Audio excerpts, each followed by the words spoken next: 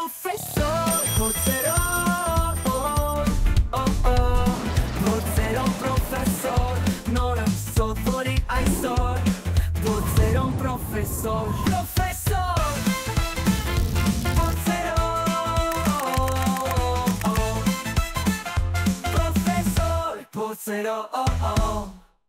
Ողջույն սիրելի ընկերներ, հիշում եք ինձ, այո հիշում եք, ես պրոֆեսոր Փորձերոնն եմ, շատ տաղանդավոր գիտնական, որը սիրում է փոշի մաքրել և պարկել քնելու ճիշտ ժամը 8-ին, նույնիսկ չգիտեմ այս հատկություններից, որն է ինձ ավելի շատ դուր գալիս, իհարկե գիտեմ, ինձ ամենից շատ դուր է գալիս պատասխանել ձեր հարցերին, հավատացեք երեխաներ, ես ձեր բոլոր նամակները ստանում եմ և հերթով պատասխանում եմ դրանց, այնպես որ շարունակեք ինձ ուղարկել ձեր նամակները, իսկ ես հիմա կկարդամ դրանցից մի քանիսը։ Այսպես ուրեմն, բարև պրոֆեսոր Փորձերոն, ես Անի Արուստամյանն եմ 9 տարեկան Երևան քաղաքից, բարև սիրելի Անի, պրոֆեսոր Փորձերոն, ինձ շատ հետաքրքիր է ուղտի սապատների կառուցվածքը և ինչի համար են դրանք, շատ լավ հարց ես տվել Անի,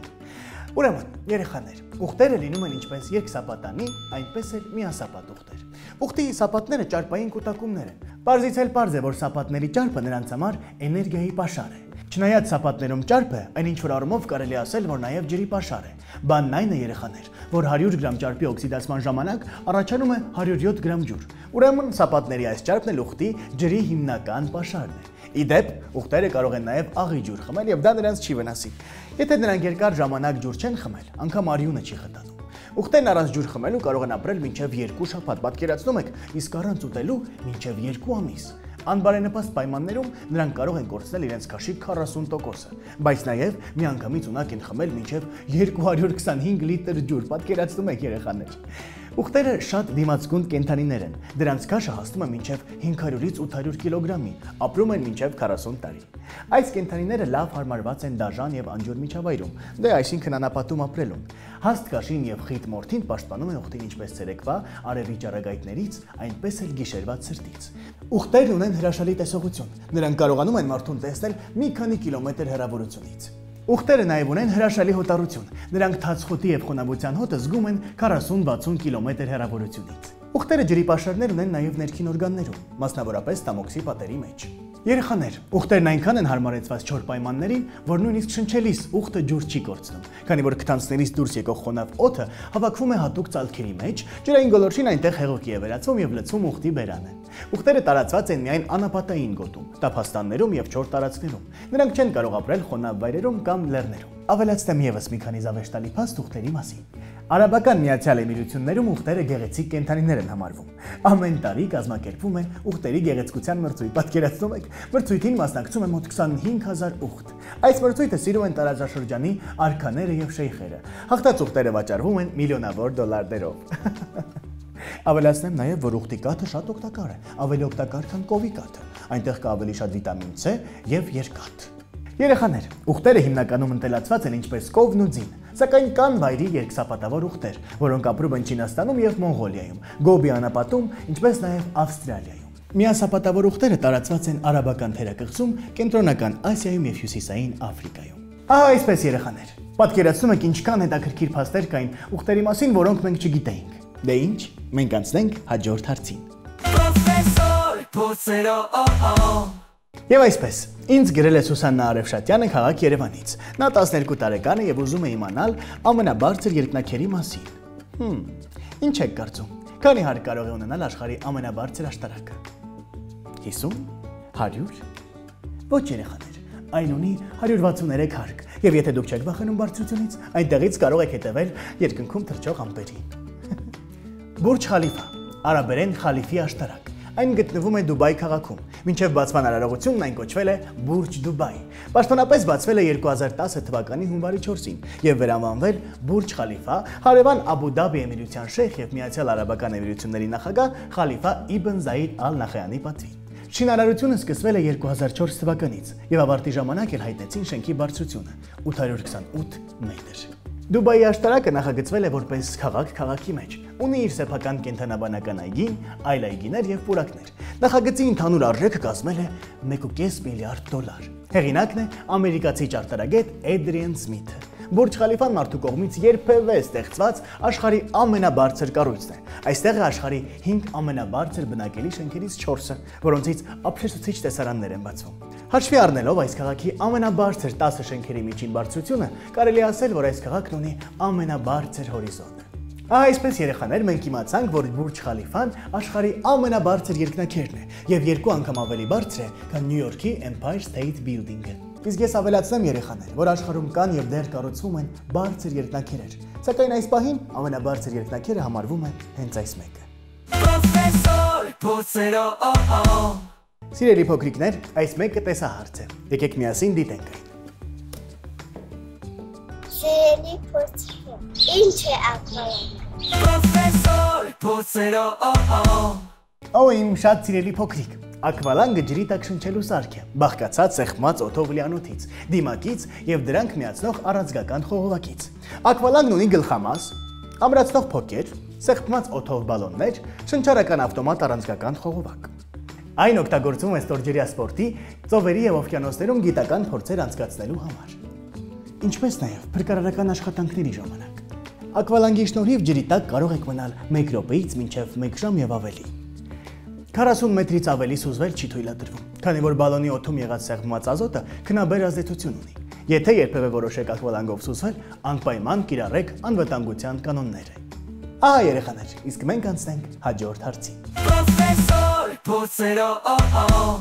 Եվ այսպես երեխաներ, հաջորդ հարցը մեզ գրել է Սիլվին։ Ողջույն պրոֆեսոր Փորձերոն։ Ես Պողոսյան Սիլվին եմ, 10 տարեկան, ապրում եմ Կարենիս գյուղում։ Ողջույն Սիլվի, ողջույն Կարենիս գյուղի բոլոր փոքրիկ իմաստուն հարցասեր երեխաների։ Սիրելի Փորձերոն, կարող եք ասել, ինչից են ստանում շաքարավազը։ Իմ քաղցրասեր փոքրիկներ, իհարկե կարող եմ ասել, եւ հենց հիմա կասեմ։ Շաքարավազը ստանում են ճակնդեղի հատուկ տեսակից, որը կոչվում է շաքարի ճակնդեղ։ Հատուկ մեքենաներն այս կտորները վերածում են խյուսի։ Այս խյուսը լցվում է բրդյա տոպրակների մեջ եւ ճզմվում։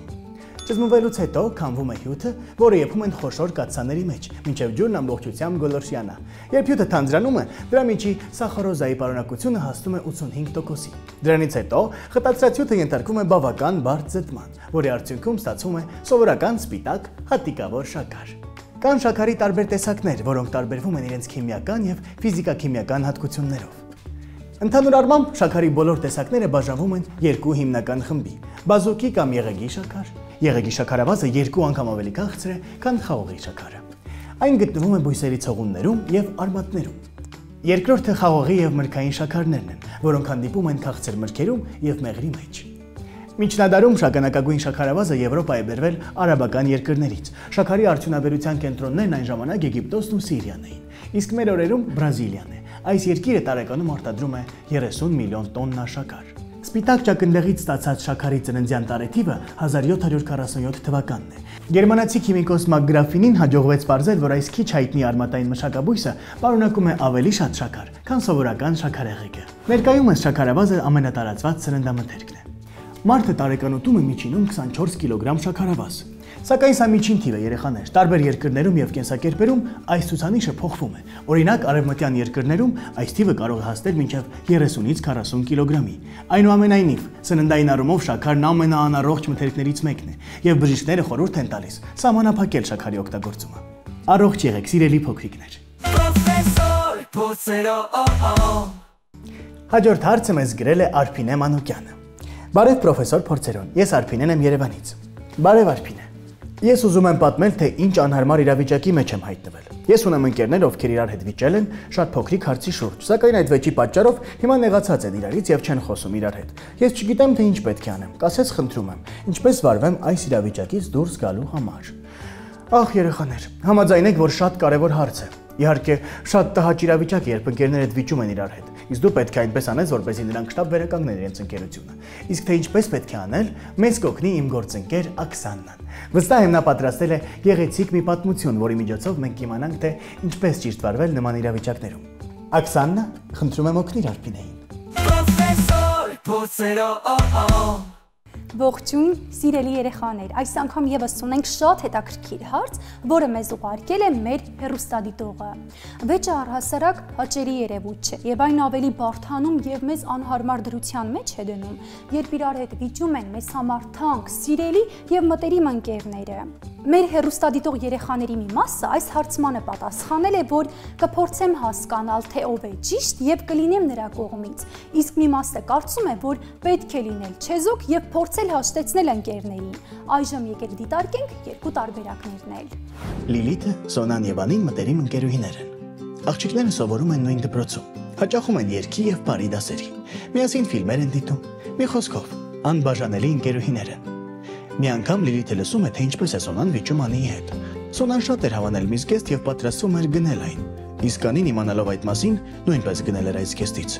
Սոնան բարկացել եւ մեղադրում էր Անիին, որ նա պետք է չաներ նման բան, քանի որ գիտեր, ինքն է ուզում այդ զգեստը գնել։ Իսկ Անին պատասխանում է, որ ինքն է հավանել այդ զգեստը եւ որ կարող են երկուսով գրել նույն զգեստից։ Մինչդեռ Սոնան այնքան էր ուզում այդ զգեստով առանձնանալ բոլորից։ Ընկերուհիները վիճեցին եւ նեղացան իրարից։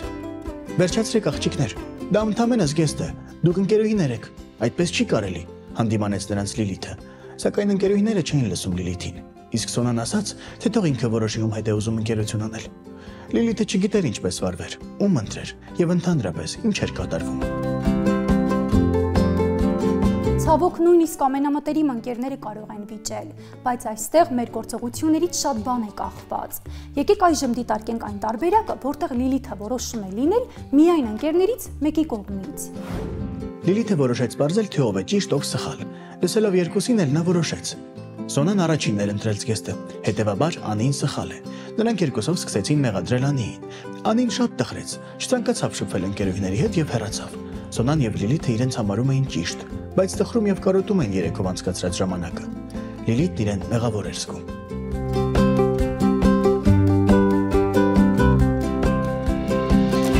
Տեսանք, որ Լիլիթը որոշեց լինել ընկերներից միայն մեկի կողմից, բայց այդպես վեճը չհարթվեց, այլ ավելի սրվեց։ Այժմ եկեք տեսնենք, թե ինչ է պետք անել նման իրավիճակներում։ Երբ ընկերները վիճում են իրար հետ, շատ կարևոր է, որ նրանց կիսվելու արտահայտվելու հնարավորություն տանք, առանց որևէ մեկին մեղադրելու եւ քննադատելու։ Երբեմն մենք ուզում ենք զգալ, որ մեր ընկերները մեզ հասկանում եւ ապրումակցում են։ Ասա, որ հասկանում ես, բայց չես ուզում որևէ մեկի կողմից լինել։ Ժամանակ տուր նրանց հասկանալ իրենց հույզերը եւ բարձելու խնդիրը։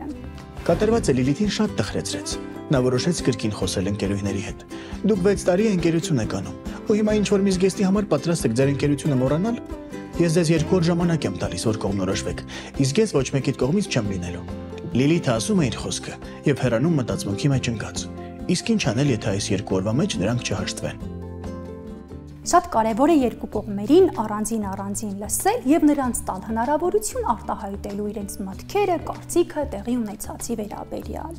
Երբ մարդիկ զգում են, որ իրենք լսված են, նրանք ավելի խաղաղվում եւ հանդարտվում են, որից հետո դուք կարող եք համատեղ հանդիպում եւ քննարկում ունենալ տեղի ունեցածի մասին։ Միգուցե Սոնան շատ կարևորում էր այդ զգեստով առանձնանալը եւ ցանկանում էր իրեն բացառիկ եւ եզակի զգալ։ Իսկ Անին էլ դիտմամբ չէր արել, ուղղակի հավանել էր զգեստը եւ գնել էր այն։ Հիշիր, որ շատ կարևոր է ոչ մեկի կողմը չանցնել։ Ընդհակառակը նրանց ներկայությամբ կարող ես ցույց տալ քո ափսոսանքը ընկերության թուլացման համար, օրինակ նշելով, որ ախր մենք շատ լավ ընկերներ էինք, ինչ եղավ, որ մեր ընկերությունը այսպես թուլացավ։ 2 օր անց աղջիկներն այդպես էլ չհաշտվեցին։ Ինչ անել, մտածեց Լիլիթը եւ որոշեց երկուսի հետ էլ խոսել։ Նախ խոսեց Անիի հետ։ Անին սկսեց բողոքել, որ զգեստը իրեն շատ էր դուր գալիս, դրա համար էլ գնել է, իսկ Սոնան ուղղակի էգոիստ է։ Սոնան բարկացած էր, որ Անին գողացել է իր երազանքը, չէ՞ որ ինքն էր ուզում այդ զգեստը։ Լիլիթը հասկացավ, որ չի կարող ընկերուհիներին հաշտեցնել։ Պետք է նրանց ասել, որ դու շատ ես կարևորում ընկերությունը, եւ դա աշխարհում ամենաթանկ բաներից մեկն է։ Հաջորդ օրը Լիլիթը կանչեց Սոնային ու Անիին հանդիպման։ Աղջիկներ, հիմա ինձ լսեք։ Ինձ մի դրեք ընտրության առջև։ Եթե դուք չհաշտվեք, ես կդադարեմ ձեզ հետ ընկերություն անել։ Ստապվեք, արժե այդ զգեստի համար հարաբերություն եւ ընկերություն փչացնել։ Ընկերուհիները գլուխները կախեցին, հասկացան, որ երկուսն էլ սխալ են։ Անին եւ Սոնան իրարից ներողություն խնդրեցին։ Լիլիթը առաջարկեց, որ երեքով կրեն այդ նույն զգեստից։ Միանման հագնվելու գաղափարը դուր եկավ աղջիկներին։ Ընկերները հաշտվեցին եւ հասկացան, որ նման մանրուքների պատճառով պետք չի վիճել եւ ցանկացած իրավիճակից միշտ էլ ելք կա։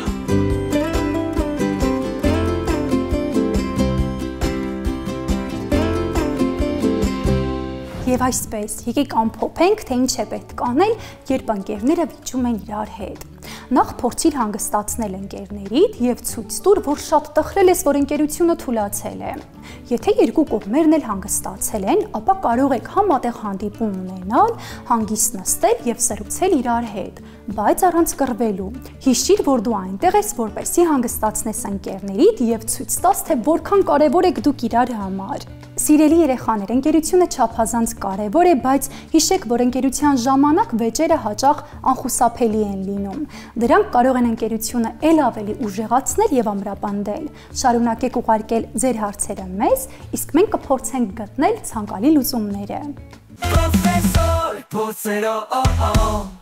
Այսպես ուրեմն, մենք հիմա գիտենք, թե ինչ պետք է անել նման իրավիճակներում։ Իսկ եթե դուք էլ ունեք նման անհանգստացնող թեմաներ, ուղարկեք ձեր հարցերը այս էլեկտրոնային հասցեին։ Ես սիրով սպասում եմ ձեր նամակների։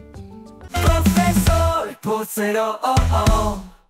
Հիշում եմ երեխաներ։ Ես էլ ձեզ պես անհամբեր սպասում եմ, թե ինչ գիտափորձ է այսօր ցույց տալու իմ մյուս գործընկերը։ Լավ, չչարաշահեմ ձեր համբերությունը։ Գնանք ու դիտենք գիտափորձը։ Պրոֆեսոր Փոսերո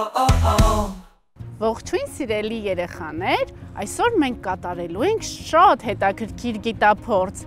իսկ այսօրվա իմ գործընկերը Հայկն է, Հայկը իցակնելու։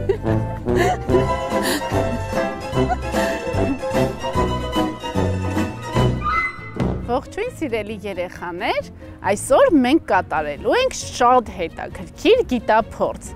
որի համար մեզ անհրաժեշտ է Եվ այսօրվա իմ գործընկերն է պետք է ասեմ։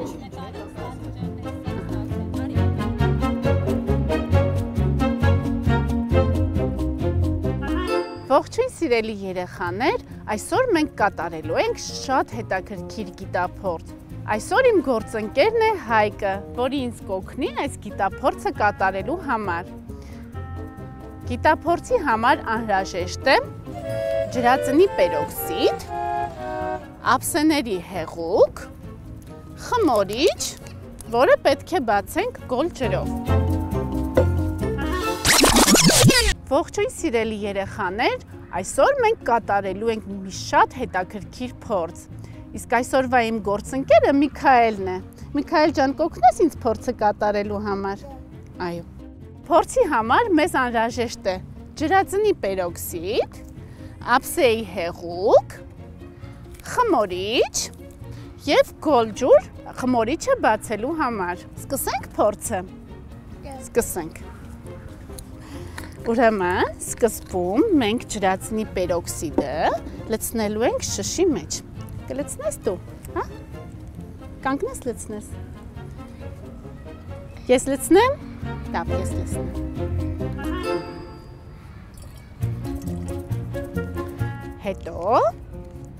Հետո լցնում ենք ափսեների հեղուկը ջրածնի պերօքսիդի վրա։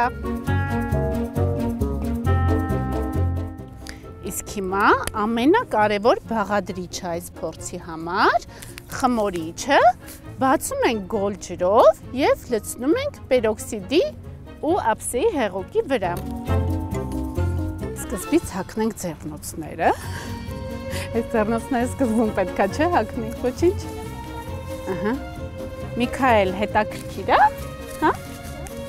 Հետաքրքիր է։ Հիմա դու ինձ կօգնես, որ այս սրանով խառնենք, հա, այս ջրի մեջ խմորիչը։ Բռնի։ Պրես։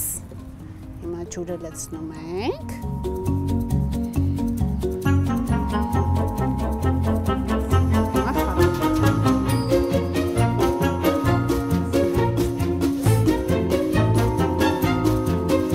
Մեզ միացավ մեր մյուս գործընկեր Հայկը, հիմա տեսնենք, թե ինչ է տեղի ունենում, երբ որ ջրածնի պերօքսիդի վրա ավելացնում ենք խմորիչը։ Տեսնենք ինչ է տեղի ունենում տղաներ։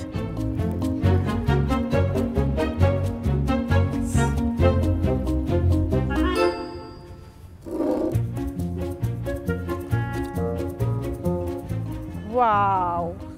տեսակ։ Հետաքրքիր է։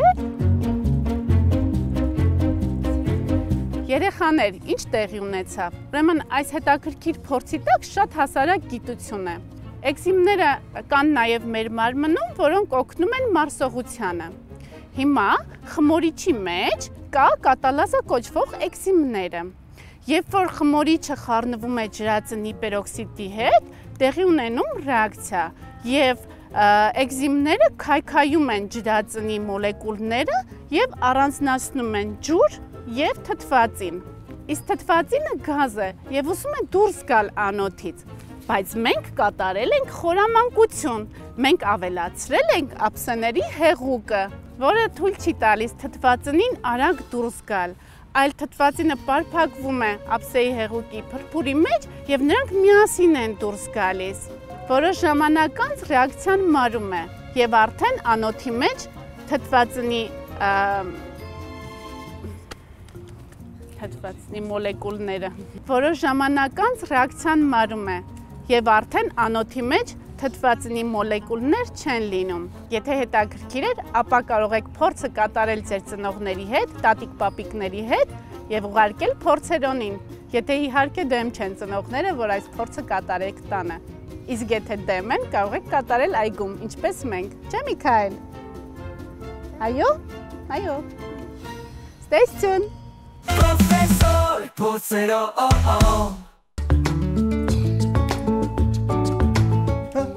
Վերադարձակ երեխաներ, հրաշալի է։ Դե ինչ, այսօրվա մեր հանդիպումն ավարտվում է։ Դուք անցեք ձեր դասերը կրկնելու, ես էլ գնամ գիտափորձս ավարտելու։